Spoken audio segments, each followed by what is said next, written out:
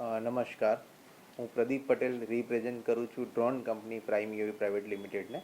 અમે આ company 2019માં establish કરી હતી અને કોવિડની અંદર લોકડાઉન કંટ્રોલ કરવામાં પોલીસ વિભાગને તેમજ જે તીડ આવ્યા હતા ભારતની અંદર એનું પણ અમે કંટ્રોલ ડ્રોન દ્વારા વિશ્વમાં સૌપ્રથમ કર્યું હતું.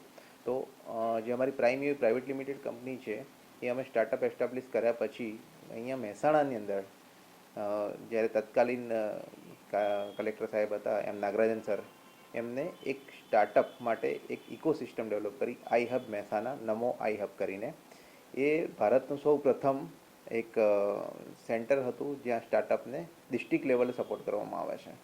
તો આ નમો આઈ હબની અંદર અમે એસ્લેરેટ પ્રોગ્રામની અંદર અમે જોઈન કર્યું.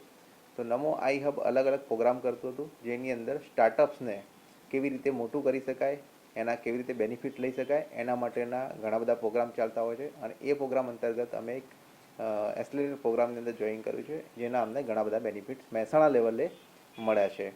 તો એક બેનિફિટની વાત કરું તો જનરલી શું છે કે સ્ટાર્ટઅપને કોઈ પણ એક્ઝિબિશનમાં પાર્ટિસિપેટ કરવું હોય બ્રાન્ડિંગ માટે, માર્કેટિંગ માટે, તો એના માટે ઘણા બધા પૈસા ખર્ચવા પડતા હોય છે.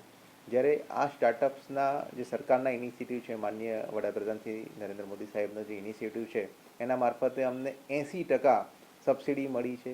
એટલે અંદાજે તમે એક એક્ઝિબિશનમાં પાર્ટિસિપેટ કરીએ તો ₹1,00,000 ફીસ હોય છે, તો અમને 80,000 રૂપિયા સરકાર સબસિડી આપતી હોય છે અને 20,000 રૂપિયા જ માત્ર અમારા સ્ટાર્ટઅપને પે કરવાના હોય છે. તો આ રીતે અમને ફાઇનાન્શિયલ બેનિફિટ મળતા હોય છે. બીજું, જ્યારે સ્ટાર્ટઅપ્સને જેમ મારફતે સ્ટેન્ડરમાં પાર્ટિસિપેટ કરવું હોય છે તો એમાં અમને EMDમાં પણ અમને એજમ્પશન્સ એટલે ફાયદો મળે છે. તો એની અંદર પણ અમને સ્ટાર્ટઅપને એક ગ્રોથ મળતો હોય છે. અને બીજી વાત કરું, નમો જે ડ્રોન દીદી છે એ ડ્રોન દીદી અમારા ત્યાં એક ઇકોસિસ્ટમનો પાર્ટ છે. એ ડ્રોન સર્વિસ અમે કરી આપીએ છીએ. અમારા એન્જિનિયર્સને રોજગારી મળે છે, ઘણા બધા પાયલોટ્સને અમે રોજગારી આપીએ છીએ સ્ટાર્ટઅપ્સની અંદર.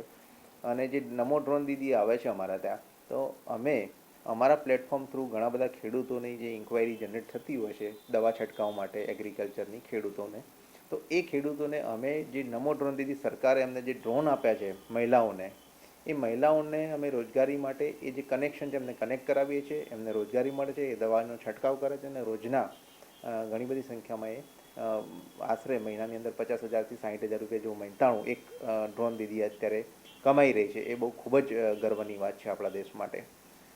અને આ રીતે અમે સ્ટાર્ટઅપ્સનો ગ્રોથ અમને મહેસાણામાં આઈ હબ અને સરકાર દ્વારા અમને જુદા જુદા લાભો મળી રહ્યા છે. એના માટે હું સરકારનો આભારી છું.